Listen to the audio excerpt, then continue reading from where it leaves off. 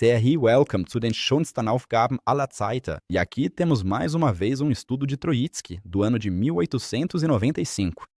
Você tá de brancas, é a sua vez de jogar e sim, você não pode vencer a partida, mas deve segurar o empate. E isso mesmo tendo uma torre contra um bispo. Apesar disso, o peão preto está muito perto de promover. E se as brancas conseguirem garantir o empate, acho que isso já é um feito e tanto. Consegue resolver? Sinta-se à vontade para pausar o vídeo. Você teve a chance de pausar o vídeo. E sim, se você pensou em simplesmente capturar o bispo com a torre, isso não vai acabar bem. Black leva a dama tá aqui. E dama contra a torre, um final de jogo tecnicamente ganho. Mesmo que ainda haja um agricultor aqui, isso não muda muita coisa. O quê? E sim, agora você pode estar pensando, nossa, essa conversão é muito irritante e não há muito que você possa fazer a respeito. Portanto, a única atitude sensata é primeiro testar bastante e ver o que acontece. O rei preto tem várias opções. Se ele jogar para G7 aqui, acho que fica relativamente fácil. Aí podemos agir com torre em F3 e assim impedir a promoção do peão de forma indireta. Se o peão for promovido, podemos capturar a dama com um cheque de torre, por assim dizer. No entanto, o preto ainda pode pensar: bispo em E1, eu controlo essa casa aqui. E o que você quer fazer? Rei para H-Place. E agora, o preto meio que é forçado a pegar a dama aqui. E o branco tem um lance maravilhoso. E esse é torre em F7. Cheque. E agora, ok, tá começando a ficar claro. Se o preto simplesmente capturar essa torre aqui, então parece que todos os campos aqui estão simplesmente bloqueados pelo rei branco e uma bola branca é colocada no buraco. Mas agora você pensa, ok, agora eu sei disso como jogador de pretas e posso simplesmente me afastar de acordo. Não é tão simples assim, né? Torre para H7, cheque, rei se afasta novamente.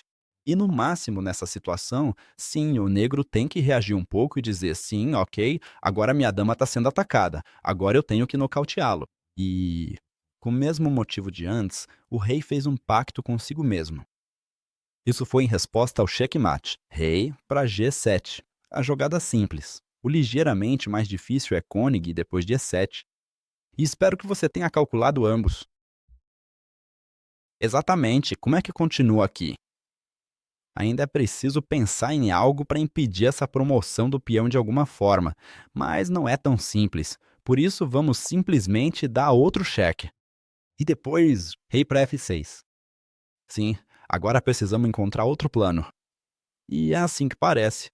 Podemos mover essa torre para E1 e simplesmente impedir essa transformação do campesinato. Isso é bastante claro. E a única desvantagem é que as pretas podem capturar a torre. E agora alguém poderia pensar, ok, agora as brancas simplesmente perderam aqui. Mas não é tão simples assim. Porque depois, torre H3, qual lance você gostaria de fazer aqui como preta? Para conquistar uma dama? Não é uma boa ideia. O mesmo tema de antes. Sim, você mesmo colocou o adversário em xeque-mate e só conseguiu empate.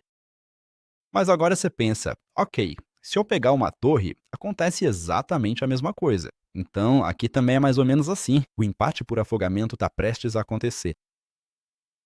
Mas como jogador das pretas, você também pode pensar, ok, vou pegar simplesmente outra peça aqui.